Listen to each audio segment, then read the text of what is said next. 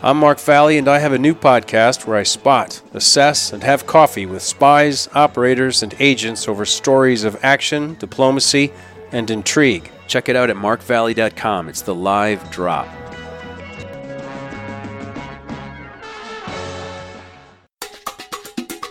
This is Mick Gillette. This is Jay Moore. This is Greg Proops. This is Gabby Reese. This is Nate Boyer. This is Hilliard Guest. This is Nathan This East. is Rob Bell. This is J.R. Robinson. This is Dan Stone. This is Dr. Bob Greenberg. Hey, this is John Leon Guerrero. Hey, I'm Mark Valley. Hey, and this is Pete A. Turner. Hey, my name is Mark Pattison, and I'm trying to become the first NFL player to climb the 7 summits. Almost there. And you are on the Break It Down Show. And now, the Break It Down Show with John Leon Guerrero, Mark Valley, and Pete A. Turner. You are indeed on the Break It Down Show with me, and I love it that you're here. Actually, I have a friend from home who's a Mark Pattison, so he'll be excited to see that he's been on the show. Boy, just know that I'm the original. You're the original. That's right. Yeah, and you aren't trying to climb the 7 summits. From Pete's point of view, you're doing it. You've got Everest left and Vinson. Well, I do, and I actually need to go back to Denali, which is up in Alaska. Oh, that's right. Yeah, because it got dangerous. You know, you get up there, it's minus 60 degrees, right, and that is just a recipe for disaster. And we were actually about 14,000 feet, waiting every day. You could see this lenticular cloud sitting around the top. It looked like the Wicked Witch of the West. It was flying around the top. It was gray and ugly, and around us, down below, it was sunny but cold. The reports were it was minus 60 and high winds, and it's just a recipe for death, and losing fingers, toes, arms, everything else. And I suppose there's people that say, okay, and they take that on because that's part of the reason why they're there is to do something that's impossible. But you're trying to do something bigger, and you need to be able to come back down the mountain so you can go up another one. So I get that. So Denali, so that's North America, the Antarctica, and Asia are left. That's right.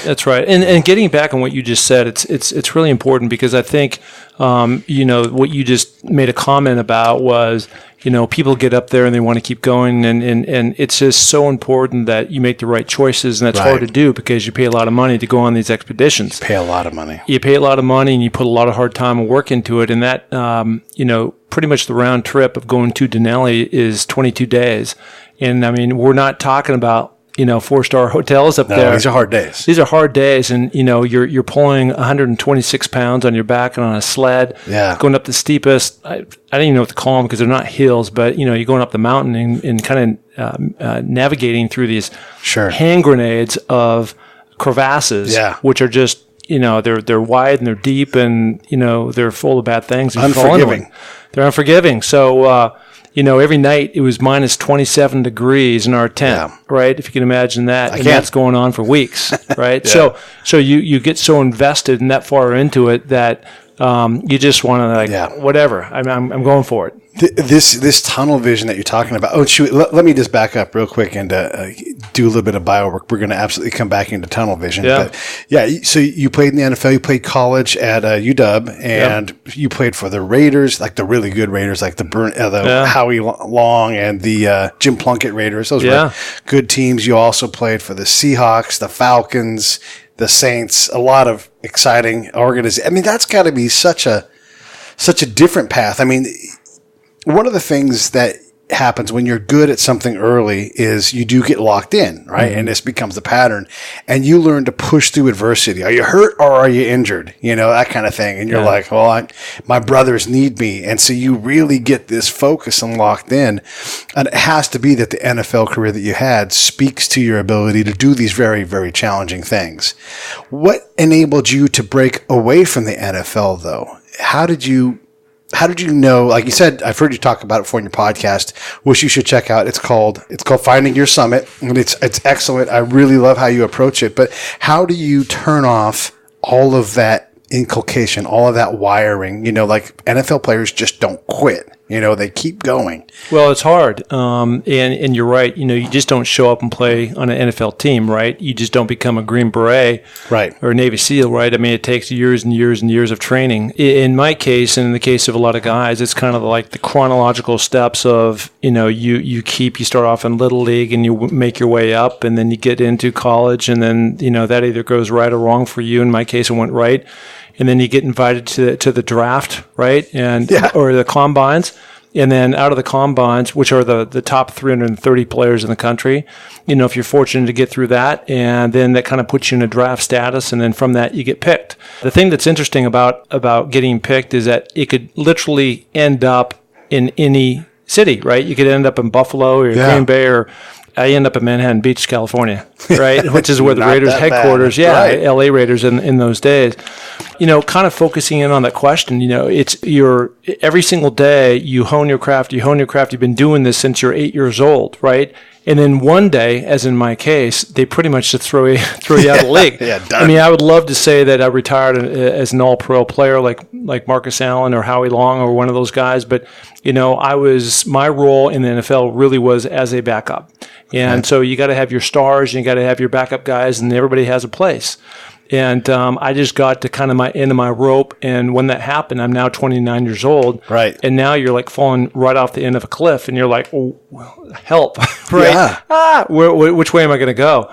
And so like a lot of guys, I probably went through 2 years of really difficult, finding my own summit. What's my next thing? And it's really trying to take that energy that I have that you just talked about and rechanneling into something, your next something, right? That can be great. And that for sure is a struggle. What gave you? You're a big, tall, white dude, right? You have advantages. You got a college degree. I imagine that school wasn't a terrible struggle for you.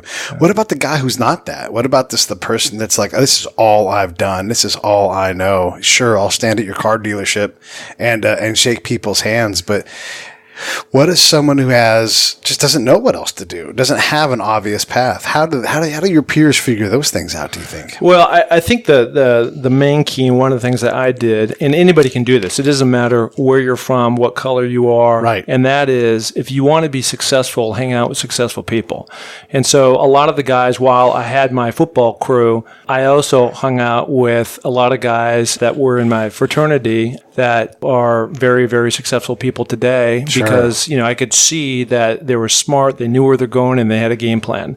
And so what I wanted to do is really mirror that and understand and have those guys mentor me in terms of what are the next steps, what do I need to do, and anybody can do that, right? Right. And there's so much information today, way more than back in the day, right, where you just had to kind of network.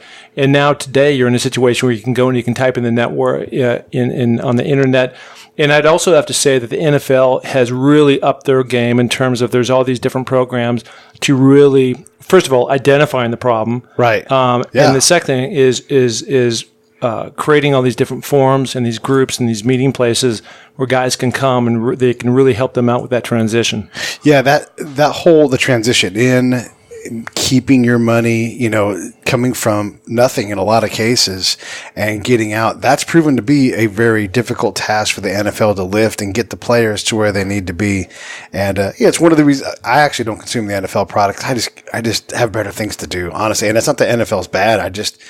I'm so busy with other things, and I struggle with the bankruptcy, honestly. When I see a team that's worth multi-billions of dollars and the careers are so short and it's such an explosive thing, I personally struggle with it to watch it and consume it. I enjoy the Super Bowl and that kind of thing, but it may come as a shock, but I don't watch the NFL either. I've got my roommate over here, Drew, and he's a fantasy football guy, so he's addicted, to like a lot of guys are, and I just. Maybe it's because I played. Maybe it's not. I don't know. But like in the normal world, right? You graduate from college, right. and then you go get your job, and your job is like you're a pharmaceutical rep or whatever you are. Yeah. And you kind of make your way up the chain, and so you're making $30,000, then $40,000, then $50,000, and so you're kind of inching your way. You don't go from zero, which is my case, right, to six figures, right? Now you think you got this money because you've been used to eating at Taco Bell and other places like that. Really well into six figures for a lot of these guys. Yeah. I mean, solid. So, and then, just really understanding that there's this thing called taxes in the government and there's certain responsibilities that you have to have. And that's what makes it a little shaky. But again, the NFL has really recognized that void, which didn't exist when I was playing way back in the day. And they've really organized programs around to really help guys, transition. Yeah. and I don't want to make this whole show about the NFL, but I do want to ask, when the NFL Players Association goes to negotiate the next contract, there has to be a reckoning on, like, look at how much money comes in from the .com stuff. Here, look at how much money comes in from all these different revenue sources. These teams are valued at billions of dollars. There's no way that revenue share is anywhere near like what it is in basketball and baseball.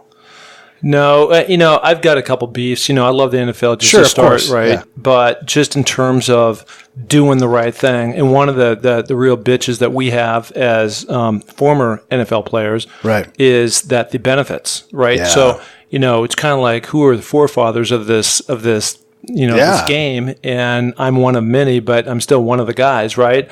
And so when you start taking a look at Major League Baseball, start taking a look at the NBA, I mean, by far, and it's not even close, the most profitable and the most popular is the NFL. Sure. And the worst benefits right. is the NFL, right? To their former guys. Now it's gotten better. And so like if they break us down by categories, by years. And if you're like, from this year to that year, you get this. And if you're that year, and so, I mean, it should all be the same. Yeah. Right? Yeah. It should be. Yeah. As a matter of fact, it probably should be more so just because the guys, who are older have more needs. Have absolutely. Right. Yeah. And less knees. And less needs. And less knees. Yeah, you're right. So enough. Let's put the NFL chapter to bed. I mean, obviously we can come back to it, but only in the context of the incredible things you're doing. So you are tunnel visioned. You're on this mountain.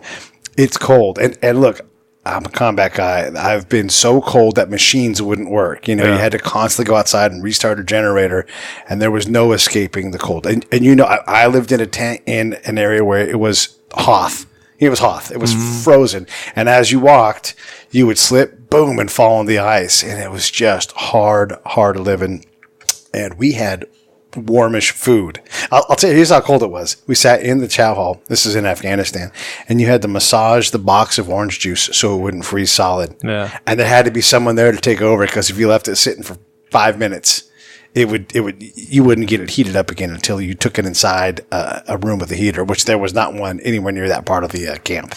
So that's cold. Well, in my version of that same story, yes. You were in Afghanistan. I'm up in Alaska. One of the things I learned for this next year is that I'm a tea drinker. I've never had a cup of coffee in my life. Right. I can believe that. And so I had my pour my hot water in a tin cup like I'm holding in my left hand. Yeah. And after like 2 minutes, it'd all be warm or cold water again, right? Yeah. And so, the smart guys who have done this before have thermoses, right? So, and that's what you have to drink your teas out of if you're going to make this work. Right. Yeah. And it is those things. Our buildings are temporary, right? I mean, especially you guys. But for us, we have like a longer term stay. But all of the plumbing is temporary plumbing. It's PVC. And so when it starts to freeze, things start splitting. So you take the shower, because you have to get clean, right? Yeah. You take a shower wherever the pipe is split, and there's still water coming out. And it's a fast shower. And when I say shower, like, you're getting as clean as you can get. Sometimes you get a little water out of the pipe. Sometimes the shower actually works. But yeah, it's the simplest things are impossible in a place like on the side of Denali and everything. Obviously, walking up a mountain is really, really challenging. But there must have been other things like the tea that struck you like, gosh, this really makes this a lot harder than I thought. Are there things like that stand out for you? Is it mountain to mountain? Yeah, it is mountain to mountain. But one of the things that people don't recognize is that first of all, on a mountain like Denali, you have to carry in all your food. Okay. So there's not like a McDonald's, halfway up, right? Yeah. So, if you can think about that in terms of, you can't have, even though it's really cold up there, you're not carrying really any kind of meats, because you can't have anything that's going to spoil. So eggs and, all that kind of stuff, right? Yeah. So that's one thing. So your menu items are really limited. The second part of that is the higher that you go in elevation, your appetite actually gets depressed or suppressed. Right. So you're not as hungry. So you're actually burning more calories, but you're not eating as much. Yeah. Right. So there's this whole game of constantly hydrating, which is another challenge, because in order to get water, you have to take a boatload of snow, and keep packing it in boiled water that you're obviously boiling to take that to melt the snow, Sure. so then you can pour that in your water bottle. and So it's this constant, process of trying to do that. And then, and I don't eat much sweets, and something that has seemed to have worked for me are Snicker bars. Right. And so I rip those off, and you can't have, not that Cliff Bars and things like that aren't really good, but they get frozen as you go. Oh, right. So you got to make sure that you keep them close to your inside your, next to your body, right? As you're layering up and you're going. So there's all these little tricks, in trade. And you were talking about having the pipes. At least you had water, right? Yeah. And if you can imagine, 22 days in a row, I'm taking a baby wipe, and that's my shower. Yeah. Right? So it's different. And that brings up another element of all of these kind of things. You're on the side of a mountain. You have to carry up your food. So you're keeping track of what you need to get up and get down calorie wise. You're forcing calories because your body doesn't want it, but you have to take it.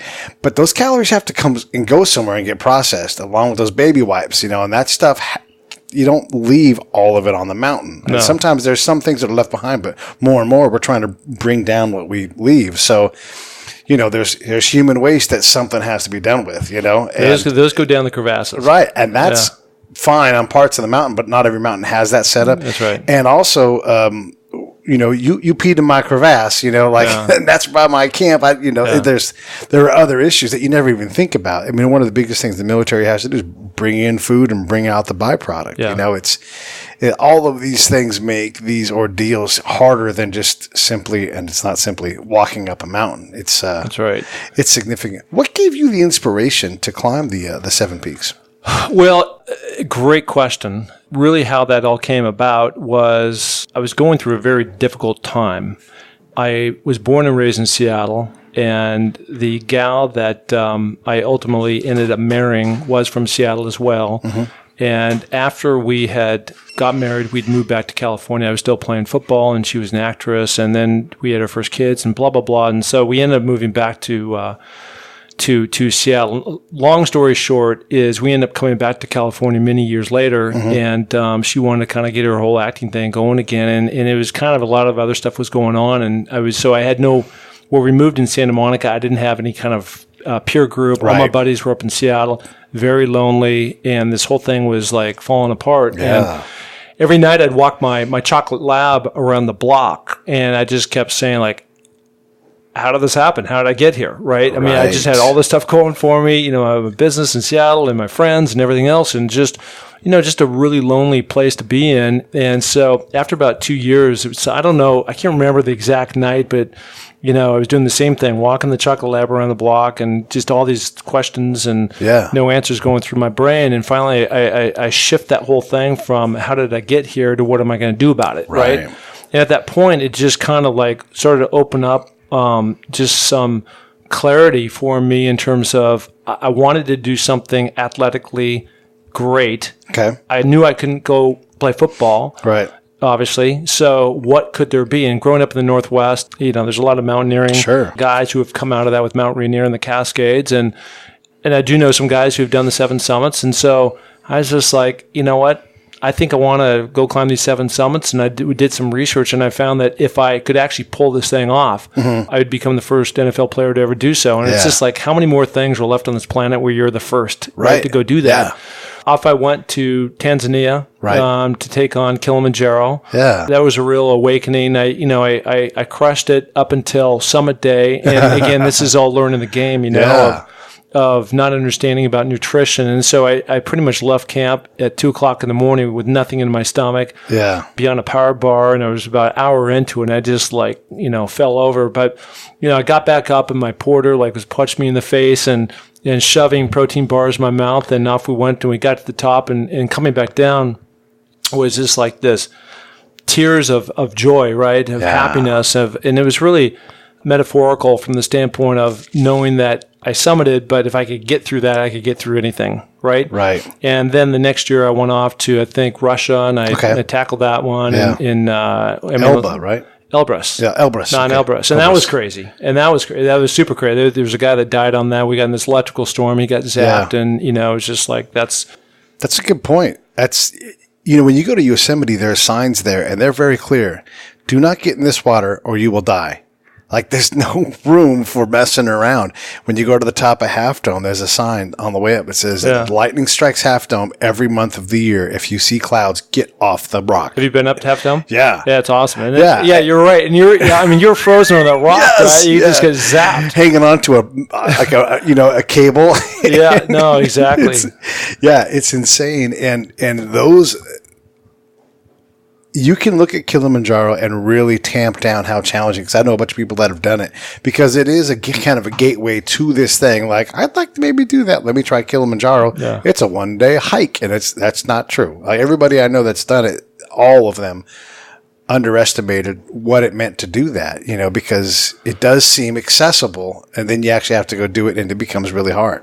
Well, yeah, and you'll identify with this story. I was invited last year to go with Chris Long and 6 other former NFL players, and there's, I think the other 4 were Green Berets, they were Marines, and 2 of them, one gal, Kirstie Ennis, was above the knee amputee. Oh, wow. And then there was another Marine that I love this story, yeah. That had got his calf blown off, so he also had a prosthetic. And then there's another guy, Ivan, who was with his unit. I think it was in Afghanistan, and a mortar came in, and he lost his sight. So we have these people that were taken up, right? And I was the only guy in the group with any kind of climbing experience, and so off we went. And the challenge was that Kirstie, even though she's a tough chick, basically hopped her way all the way to the top. Incredible. Yeah, it was incredible. But it took so long to do that. By the time that we actually got to the top, I mean, I was up there for hours, and I was able to get my buddy Jim Mora, head coach at UCLA. He was with me, and we were up there for quite some time. We finally decided to start coming down, and we had people delirious. We had a former Dallas Cowboy. He lost vision in one eye. Chris Long almost fell off the top of the mountain. I mean, he was so delirious. Right. There's another guy, Louis Castalia, played for the Chargers for a long time. And, the guy was on his back. We had an oxygen tank, on his mouth. And, it was just chaos, right? And it was just, oh, my God, we got to get these guys off and down now. Yeah. I did a long Volksmarch. The Army has this thing where they go out to Nijmegen in Holland. And Holland has this 4 days, 25 miles each day. That's the actual official walk. But you have to get to and from that. And, the starting point may be 3 miles away. So you're often walking 30 plus miles in these things. And one of the things you figure out is, yes, you're in a team, but it can't take you 13 hours to do that walk, because you have to do it the next day. And you have to get back, you have to eat, you have to recover, hydrate, all these things. And so if, as a team member, if you aren't making it, you have to have the courage to say, I'm not going to make it, and stop, so that the rest of everybody else can withstand it. Because it's just, if you're going 2 miles an hour, it's hard. Yeah, it's really tough.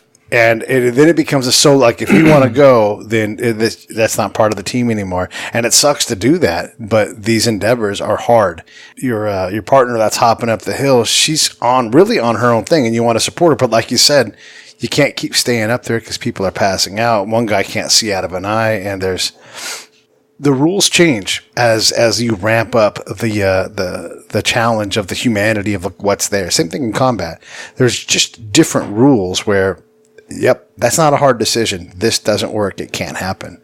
Same thing in Europe. You said you guys had a guy die over there. Yeah, not in your group though. We started off on a very beautiful early morning. You could see the sunrise, and we're going up. And we thought it was going to be a fantastic day. And on Mount Everest, as you look up on it, there's it looks like 2 humps of a camel. Yeah.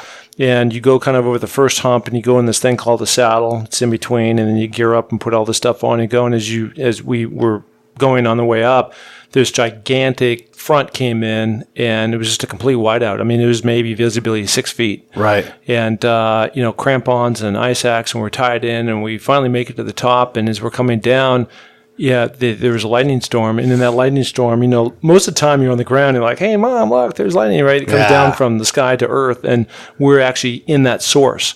Oh, and so that the the hairs of the neck. You could just feel of all that energy that was going on. This guy that we had come by had high altitude sickness, he and his gal, and they were not doing good. We offered them help, and they waved us off, and off we went. And, when it started coming down, everybody was just running. And the problem up there is that, when you get to those altitudes, it's 18,600 feet, I think, and, you're above the tree line. Mm-hmm. Right, so there's no place to run and hide. So you're running. You are the tree. You are the tree with the ice axe in your hand that's part metal, right? Right, that you have to have in your hand so you don't fall. Yeah, so you've got a problem. But we all made it down. It's a hard day, but finally made it. And unfortunately, that guy got zapped, and he didn't make it. Yeah, it's crazy. The other thing too, like they talk about as you get higher, your judgment is impaired. I mean, one, the tunnel vision that we were talking about, but two, just the oxygen debt that you go into and the unfamiliarity with that situation. Like I know for me, being deployed, sometimes you stay up 36, 40 something, maybe get a tiny nap in 72 hours. Yeah. And I know now from doing this a lot that I'm not doing that. Like I make too many mistakes. Like every hour adds on more mistakes, and it's too easy to get yourself killed out there. So I do nap whenever I can, to try to balance things out. Have you found things like that where like you can't just out tough certain things because it's just too hard? Well, one of the things you mentioned, which you nailed it, which is you really have to tune in, and every single time there's an opportunity to sit down or to jump in your tent and take that 1 hour nap, whatever it is, you do it. Right. And you just got to get off your feet, on your back, in your sleeping bag, and just this whole relaxed, thing is so key. And it's hard for me to do. And there's something else you mentioned earlier that I want to go back to, because it's probably as critical thing. And you talk about that walk that you guys were on, right? And in climbing, even though you look at it as a very solo venture as you're going up the mountain, it's Mark trying to climb, whatever, but it really is a team. Yeah. And if you don't have the right team members, because you're typically tethered in groups of 4, right? So you have a guy in the front, 2 in the middle, and a guy at the end. I've just been on a couple of these, especially this last year in Denali, where, there's people on these trips that have no business being up there. Exactly right. So they go in, they watch a movie on Everest or something, like, I want to be that guy and become that guy, and they're just not that guy, right? Yeah, right. And you probably have seen this with your military. There's just certain guys who don't make it through basic training, and they just have no business being out there holding a gun, watching your back. Right. Yeah, there's definitely things like this. Some people come and they deploy, and look, deploying's hard, and people kill themselves. That's how challenging. People choose to die instead of going home. So it is very tough, and you have to look out for one another, and you often don't know that you're losing your mind. So here's where reality warps. If you and I are in a combat zone, and I think you're struggling with reality, and I know what it looks like because I've seen it enough times, I'm encouraged to punch you in the face and disarm you. Because you've got a gun with bullets in it. It's like, and then we'll worry about the rest later on. And I'd rather, and look, it's not that everybody's punching each other in the face all the time, but when someone's really losing it, they'll take their knife, they take their weapon, they give them a mental health timeout. They won't go home, but they'll try to keep them there because, sometimes people just need a real break. They really are cracking. So you have to have people that are able to do it. We had someone on our team. She was, I'm a spy, right? So I asked questions. She was terrible at this. She was not a person that should be in the field. You still got to bring her out and try to train her up and stuff. But at some point I had to say, you can't go on missions anymore, because the guys going out on the missions, the infantry guys that we're supporting, they need us ready to go. That, I'm there to ask questions. I'm not there to not know how to ask questions. So if you can't ask questions, which she couldn't do, you can't go on this trip, because they're not messing around and you've got work to do. Yep. That same thing on an NFL team. The guy that isn't doing his job, that's not going to. I wanted to take a second out of the show and talk to you guys about our sponsor, WeFixYourScript.com. What I love about these guys is they're encouraging you, just like John, Mark, and I, to create something. If you think screenwriting is your thing, or if you've got a script that you're kind of stuck on, this is what you do. You don't got to buy anything. Just give these guys a call. Schedule a 15-minute consultation for free. It's WeFixYourScript.com. I highly encourage you guys to support these guys. Reach out to us. Reach out to them. Reach out to WeFixYourScript.com. do whatever it is that gets somebody else destroyed, like that's just not tenable. No, it's not. And typically, for the most part, when you get to that level, they've done a pretty good job of vetting who that guy is. Not that there weren't exceptions, but and obviously different players have different talent, but it's rarely somebody giving up on the next guy, and the coaches normally get rid of those people. So in climbing, it's different because I'm not there vetting out anybody, or there's not a coaching staff. I mean, the climbing outfitters that guide us up and down safely are there to try to do their best, but they don't know anybody. They're just reading off a piece of paper that's a questionnaire. And they're clients. And that's how they get paid, right? We had a guy on, and it just draws like, I don't know. I was really pissed off about it, but sure. So there was a guy that was on this last, and it's all about teamwork, truly. I mean, you get into camp and you have to build snow walls and you have to help each other, put up each other's tents. And a lot of times it was high winds, and truly like 6 people holding on to one tent so it doesn't blow. If it blows away, you're done. Yeah, your trip is over. Right. And there's one guy that just would not participate and help. So that was one element of it. And we got through that. It'd make you kind of pissed at the time, but whatever. And so now we get on this between 16 and 14,000 feet to get up to this 16 foot. We had to go up this 2,000, it's 45-degree angle. I mean, it's just basically straight up. Yeah. You're on these fixed lines, right? You're in it. But to get into this thing, you had to go over about a 15-foot crevasse that was probably 300 feet deep. Right. And it's pretty hairy. And going up this wall is like going up the side of a building, except you're at 14 going up to 16. And this guy on our way, it took him a long time for him to get up there, and we were burying a bunch of food up there so that we could not carry as much weight. And then so that was the idea. And so now we're going on the way down, and this guy literally right in the middle just laid down and quit. He was done. Over. Wow. Yeah. And so we had 2 rope teams, and we had successfully come off the rope, and now we're waiting for him right along the edge of this crevasse, and now he won't move, and he had to stand up and actually get his butt over the top of this crevasse. And meanwhile, there's this cold storm coming in, and we're sitting there freezing our ass off, right? Yeah. And it was literally you get up and you live, you sit down like you're doing, and you die. Right. There's no black and white. There wasn't it was just like, and just to try to convince him of that was just a whole project. Right. Yeah. No, and this is like where the reality warps to, like, this is a life and death reality. And every moment we're out here, we are being more exposed to death, quitting myself, like I'm already ready to quit, because I'm so tired. Yeah. And there you are. And then, anything happens. Anything, it gets like a lightning storm shows up, it gets really lethal fast. Yeah. I think one of the things that, anybody can take their own experience, and all I can do is relate my own. And one of the things that going through playing at the University of Washington is pretty intense. We had great football teams up there when I was there, but going through 2-a-days up there, in those days you go through 2 weeks of 2-a-days, and I'm like, oh my God, I could never do it. After coming out of 1 week of 2-a-days from high school, and then you go to the NFL, and they don't do it now, but it used to be 6 weeks of 2-a-days, right? But it's that same thing as just like, the goal is not to look 2 weeks or 6 weeks or whatever, just get through to the next point, and then once you get there, get to the next point or the next point. You can do that. And this from being a military guy, that pain is always temporary. No matter what it is, it's always temporary. Yeah. And, so many people just get locked into that moment, and it becomes bigger than really what it needs to be. Yeah. You can get into, a lactic acid situation doing what you guys do, and as a dude, we're taught to push through. Like, I'm tougher than this. And you're not tougher than these things. These are things that are very, very hard and kill people. So let me back out and also put it from my perspective. So I want to work out and do P90X when I'm deployed. I want to, get abs and all these things. And you can't, because when you go out on that patrol, I need to be able to scoot and get moving. And I can't be like, I did quads last night. And it's not to say that service members don't work out. We all do. We all maintain, but you can't do. It's performance time. It's not like, let's do off-season workout stuff. You're trying to. You have to again, it's. I have to know what questions I'm going to ask. I have to have a purpose for being there. Otherwise, I should not, someone else who's ready should go.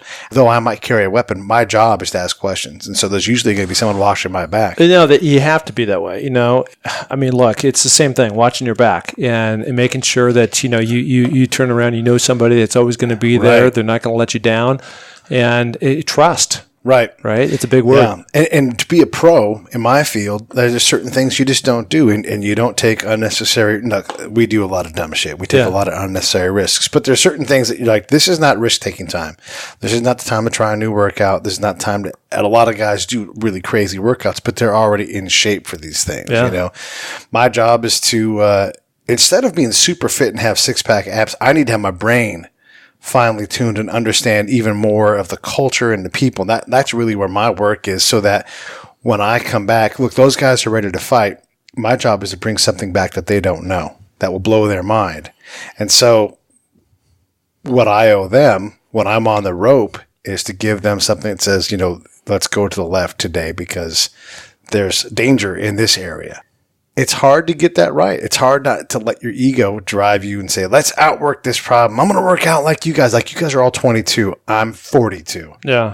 I don't need to work. I'll work out with you, but I don't need to do your workout. Yeah, there's a lot of overlap what we're talking about here. Yeah. And for me, it's where preparation meets opportunity. Yeah. So that work that you're talking about, I don't start that workout or whatever, on the mountain right. Or, yes. On the 6 weeks of 2-a-days, right? It's during the summer, or in my case, I'll go up to Denali next mid-May. And so it's between now and May working on my craft. And so when I'm there, for the first 2 or 3 days, I'm not doing jack, right? So that by the time you start going, you have your wits about you, but you've also built kind of this mentally strong component of your brain, right? Because you've built up your body, right? And so now the opportunity, comes, and you're out there on your mission. You're help navigating, where to go and where not to go, and stay out of danger, right. And pull these guys back. And for me, climbing these different mountains and making sure I don't end up 300 feet down a crevasse. That you've trained enough and you're knowledgeable enough to actually successfully make it through this journey you're trying to go on. Right. Yeah. So let's talk a little bit about the big logistics. You don't just go, I'm sure someone has, you don't just go run up 7 summits in 1 year. There's money, and just getting to Kilimanjaro. That's, that's a really, really long flight, and then you have to recover. Yeah. Is it a 7-year process for you? You think, is it a 5-year process? It's interesting. On my podcast, Finding Your Summit, I just recently interviewed a guy that did the 7. He set the world record, Guinness World Record of going up the 7 summits in 139 days. Yeah, that's crazy, which is insane. But part of that too, and skiing to the North and South Pole. But part of that is also all part of the same record. Yeah. Jeez. Yeah. So there's kind of 2 records in one that he made, but the clock doesn't start until you touch the top of your first peak. Okay. Right. So that's the way that works. Right. So the one benefit is that so much of the time, that reason why it takes 3 weeks, or in Everest 3 months, to get to the top of that, is because you have to acclimate your body. So you're up and you're down, you're up and you're down, you're up and down. Yeah. And when you do this speed type thing, you're already acclimated. So you don't need to necessarily, you can do it in a fraction of the time. And I would imagine someo's paying for that. Someone's paying to give you the, we're IBM, we're going to sponsor this crazy stunt. Yeah, that's right. So I don't have IBM, right? Unfortunately, IBM, if you're listening, I'm available. But for me, I made it a 7-year journey, right? And part of that is because a lot of things. I've got 2 girls that are in college now that I'm supporting and I love, and I want to be around them. And the other part of that is just from a financial thing, to spread it out a little bit, and also, so much of this end destination is about the journey to get there. Absolutely. And when else would you be in Russia? And when else would you be in Tanzania? One of the things I didn't want to do is I'm not going anywhere. It's going to motivate me. It gives me a 7-8 year plan to make sure I'm staying in shape. Yeah. Every year I've got a goal. Every year I'm going to someplace exotic. Mm-hmm. And, it ramps up in terms of the training time, and you're getting to know and learn that mountain. And, just as the way that Mother Nature goes, is last year, I was on this pace that at this point, I should have climbed, 5 summits, but I got knocked off, so I can only count as 4. So I have to go back. So it's pushed things out just a little bit. Right. So, but I have now in my sights, I'm going to stick with my original schedules, sort of, in trying to climb Mount Everest. In 2019, my number in college was 19. So I just feel like the stars are lining up for that's when I'm supposed to go up there. Okay, so you've climbed Kilimanjaro, you've climbed Elbrus, you've climbed, what's the one in Australia? I can't think of it right now. Mount Kosciuszko. Mount Kosciuszko. How was that? That's easy. That's just the fun That's summit. the easiest one. I mean, Yeah. it's only like, I don't know, 8,500 feet, but it's Australia is so awesome. You're down there and everybody wants to cheers and, mate and all that stuff. And you do that mountain in pretty much one day. During the wintertime, it's a little bit different deal, but it's just a one day, have a great time, go visit Australia. So it's the easiest of the 7? Yeah, I mean. And Elbrus would be the second easiest? Or? No, Everest was, that's a bear. It's a bear from the standpoint of summit day, and mainly because you're going 6,000 feet to get to the top, and that's a lot. Long. In 18,000 feet, altitude. Probably the hardest one I've been on. Well, for sure, Denali. Many people think Denali is much tougher than Everest. It certainly has more extreme conditions. Even though it's lower. Aconcagua, which is down in Argentina, so that's South America's highest point, and it's just under 22,000 feet. Yeah. And we started with 6 or 12 people on our expedition. They ended up with 6. Wow. And literally flying people off left and right in rescue helicopters, and people just. It's up there. We were up in camp for I think 3 days at 19,500 feet. I'm very fortunate. Altitude doesn't seem to. Right. Okay. I mean, knock on wood when I say that, but I haven't been affected by that much. Yeah. When you see people getting carted off in helicopters and rescued and everything, how does that impact your mindset? I mean, you're just like, is this really worth doing? How do you process that? Many of these people that get pulled off, and no disrespect to anybody, I could have called it in the lodge before we ever started. Right. So they're just biting off more than they can chew. Yeah. And, Denali last year, there was a guy, he was with a German climbing group, probably 30 feet in front of me, and we were just pulling into this 14,000 foot camp, and he literally just fell over like a tree right in front of me, over like a tree.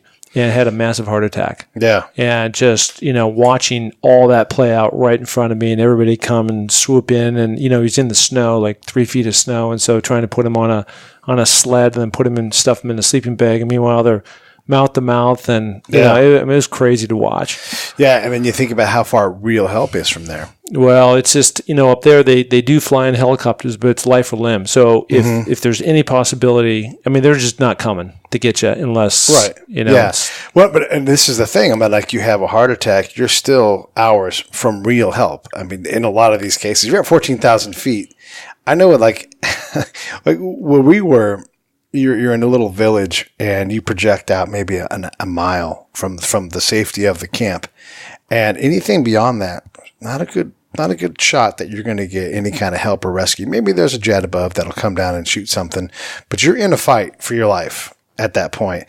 And the help is it's just too far away. So if something does happen, if you do take a round or something, there's things that would normally not be a problem. You're in the problem zone because it's just going to take forever to get you back, and there are helicopters to rescue you, but they're just so far away that, help is it's far. It's far. And I would imagine the same thing is true on Denali. There's just a lot, the places where you can safely have something happen, they're fewer of them. Yeah, and that's the reason, again, it gets back to you want to be with the right guide service, right? Outfitters that take you up there. You want to be with the right team, and that's hard to do because it's a little random, right? Okay. You get these different personalities that come in, and then when people get stressed, right, in these stressful situations, that's another thing. True self starts coming out. Are they going to run? Are they going to hide? They're going to help? What are they going to do? And there's this thing called grit. Right. And some people got it and some people don't. And, it does worry me about some of these other mountains I'm doing. Again, going back to Denali, I only know one person, this girl who's a badass girl, but it's just it can be a little bit of a roll in the dice, Someone dies every year on Everest, and that's a significant barrier Plus, there's the technical aspect. I know that Everest is not the most technical climb. You can go try to climb K2, and that's harder. That's insane. Yeah, that's insane. I'm not doing that, by the way. Okay. Well, that's question. Yeah. But yeah, when you go to do that, there's people that it is a technical capability you have to develop at some point. Yes, you have Sherpas there, but you need to be able to handle yourself. How do you develop that? Well, a lot of climbing, a lot of training. Right. Yep. And that's another reason why, going back to that question you asked about, is this a 7-year plan? Yeah. And it's just, I've done a boatload of climbing already in between these other big mountains I've gone to. Mm-hmm. Right. And so, I think that there's nothing other, nothing that will prepare you for something than doing that something. Yeah. Right. In mountain climbing, it's kind of like, somebody goes up and skis, right? And you like, can you ski powder, and can you ski in a storm and a whiteout, and can you ski in bumps and just cruisers, and and it just takes time to kind of learn those situations, and there's no substitute other than just doing it a lot. And so that's what you could transfer some of the lessons. Obviously, you've dealt with adversity, not so much from your era, but like now the era of playing fast. A lot of plays in a game requires a different level of fitness, and if you can get past the other team's ability to recover, you've got a huge advantage. All these things. So you've been in those kind of stressors. Do you find that your climbing peers, whether you feel that they're really prepared or not, have they had these kinds of experiences where they know what real physical adversity is? Very few. Okay. Is that a detriment, you think, or is that something you can overcome on the mountain?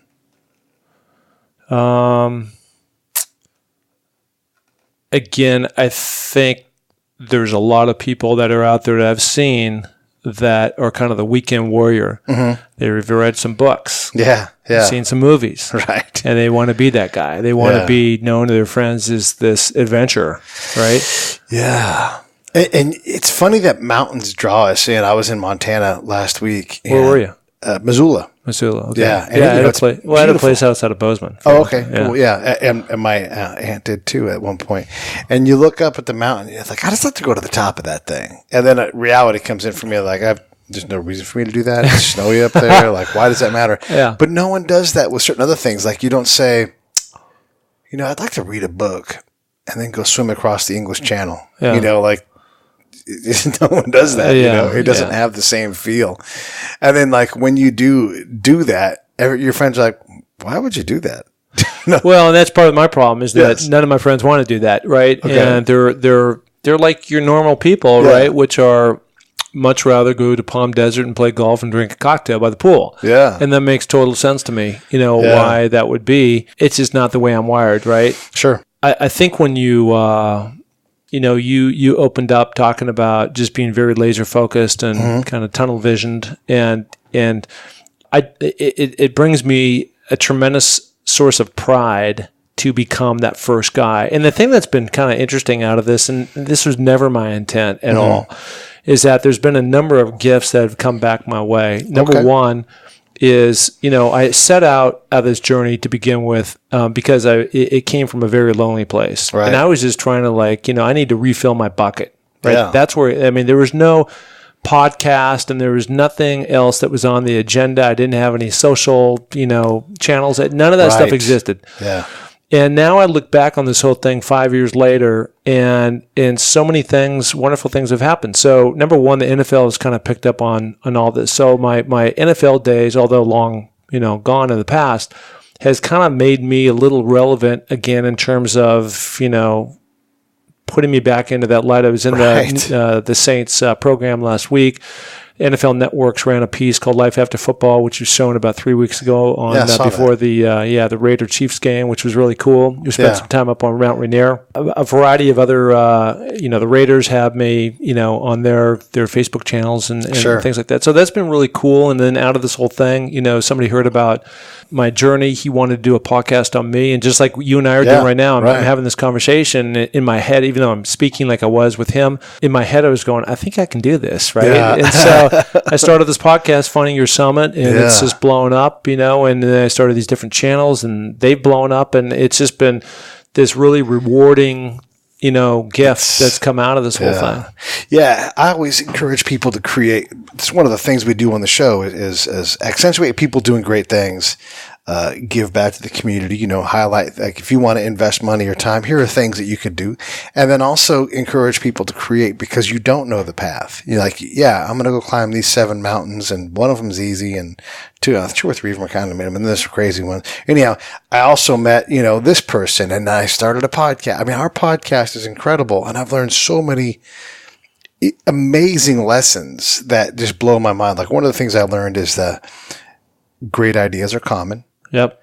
And initiative or implementation trumps great ideas because that's when it gets a little harder. Yeah. And then repetition trumps initiative and implementation because that's harder still. And then multiplication trumps repetition.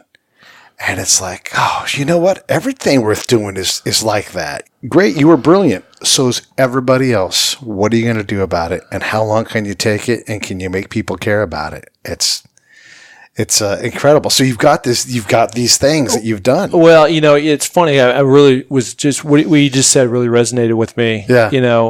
I started this my drive and getting that accomplishment, like you said. So many people have great ideas, and the key is how do you follow through on those and actually make them happen.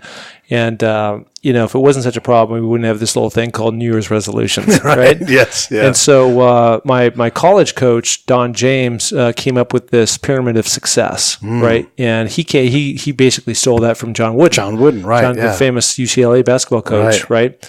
And so essentially in the pyramid, there's 22 different blocks. And at the top for us in college football, is the NCAA championship and the Rose Bowl.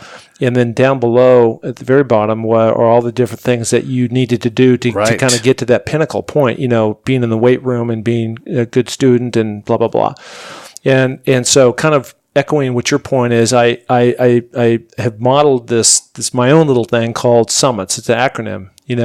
And the S is the seed, and then you have to unleash it, which is the U. Then you have to move it, then you have to measure it, then you want to improve it, and then shit happens, and you traverse it, right? Yeah. And then so that's summit, and the S is then you've succeeded, you've summited, and now at that point you're paying it forward and helping others. Yeah.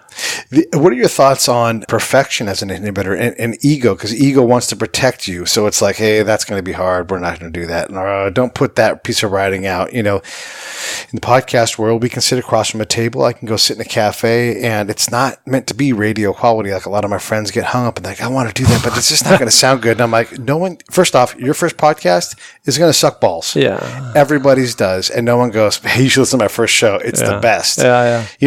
You do what you can at the time, but you evolve so much, especially in this world, in the podcast world, that you can't let perfection stop you. Just start producing something.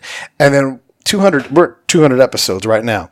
No one, the path has been incredible. There's been times when I've lost shows completely. This one sounded like shit, but there was good. Fuck it, put it up, and just continue to, turn the wheel, just keep doing it. And the benefit, the pursuit of happiness, the pursuit is the thing that creates the happiness. Yeah. I think at least. Yeah.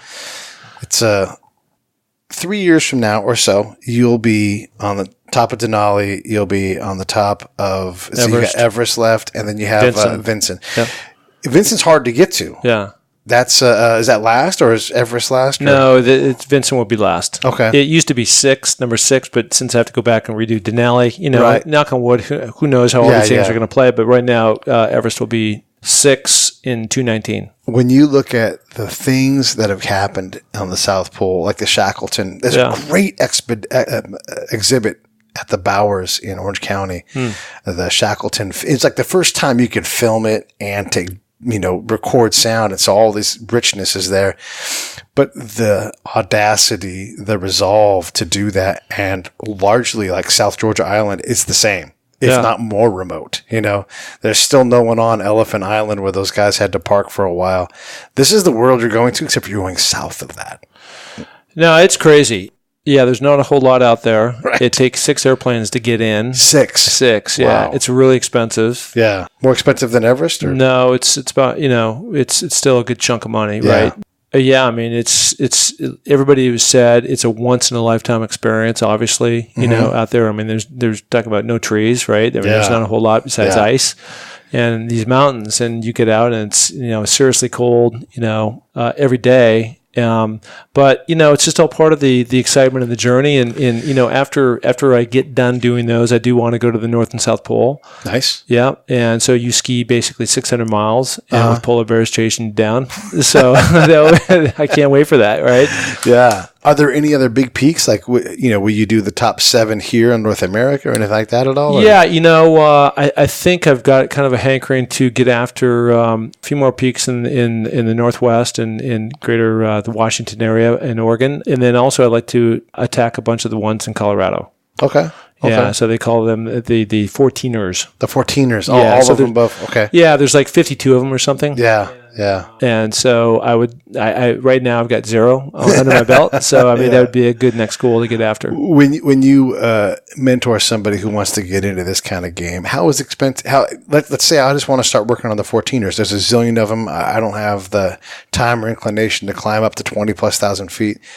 What's the barrier to entry for someone that wants to do something like this? It's not much, Yeah. I mean, you got to have the right equipment always. And what I tell people all the time is, I was just in Park City last week climbing, and I was up and I packed a bunch of stuff in my backpack, and these other guys didn't. And sure enough, here comes these 60-mile-per-hour winds and rain and everything else when we were in there, and we had to get out. But just having the right equipment, and you don't have to get into it that much, but the right layers that you can put on, some rain stuff, the right kind of shoes, right? And you kind of get those basics down, and then it's really just about desire and effort and getting yourself to the base of a mountain. When preparation meets opportunity, I recall a father and a son went camping and hunting up in Tahoe. Huge Tahoe-style storm comes in and absolutely just socks everybody in. And so the mom's like, yeah, my husband and son are up there. They're fine. And they're like, no, we got to go rescue. I'm like, okay. They went about this way, And so sure enough, they find them safe as houses, just, prepared. Yeah. It was their element. They'd been in tighter spots, and sure, there's some snow, but, the engine's still running in the car. We got plenty of food, and just that kind of familiarity takes those things and it flattens the ramp. It doesn't mean that you're out of the woods all the time, and you can't underestimate it, but you're right. Same thing in combat. You just, you don't bite off more than you can chew. You know how much you can chew, and you just stick to the chewing, and you do all right. Yeah. Yeah. I mean, it's probably the same type of deal, with getting back to people who don't have successful outcomes. To me, in the world of mountain, because everybody looks at it as like this big, dangerous spot, and I don't look at it quite like that. Number one, make sure you're prepared, physically and mentally to take on these challenges. But the people that don't, it's typically bad luck. Like on Everest a couple of years ago, there was this massive earthquake. Sure. Right? It happens once every 100 years. If you just happen to be there it was awful. Yeah, right. What are you going to do? But it was bad luck, right?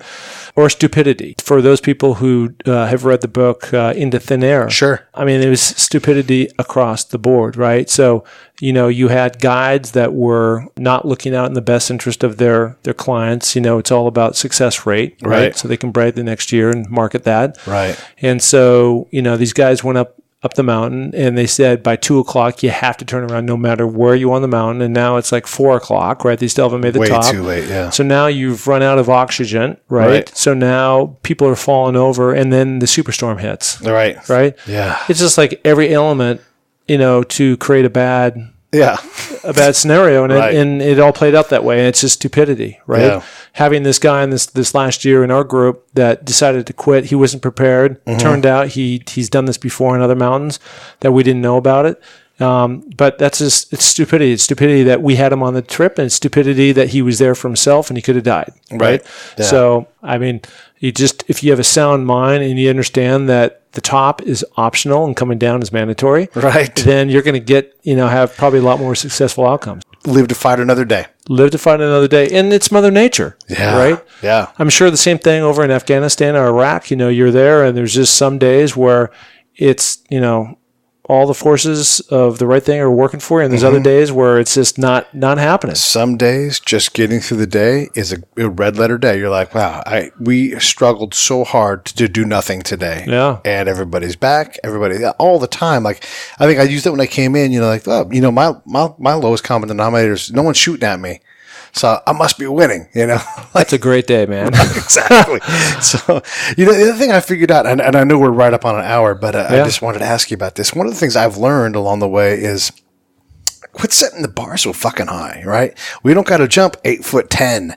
Just put it where you can get over it and get to getting over it, and quit beating yourself up because you can't do every single thing as perfectly and as big as you want it to do. Just put the bar where you can get over it and see what it means to get over that bar, and then maybe nudge it up from there. But it seems like we get wrapped up in trying to be the greatest, the best, and whatever. And there's a whole lot of players in the NFL that made a lot of money by just doing their goddamn job every Sunday, never missing a beat. And yeah, you're not that great in the field, but you're great in the gym. You're great on the sidelines. We can rely on you to do what you do. I think there's a lot to be said for that. Yeah, so I've got two daughters. One goes to USC, the other one goes to Arizona. I'm not caught up with them at all in terms of you have to get A's, right? That's not part of the tie between, supporting them to go to the schools. What is important to me is that they give their best effort. Right. And if their best effort is C work or B work or A work, then I'm totally good with that, right? Because we all have different strengths. We just need to figure out what those things are. Yeah. But, like anything, it's just like, I'm not sure what those bars are, but it's just your best effort, and your best effort will produce positive things. Yeah. Well, listen, I appreciate it. So we can find you on Twitter. My phone died, so...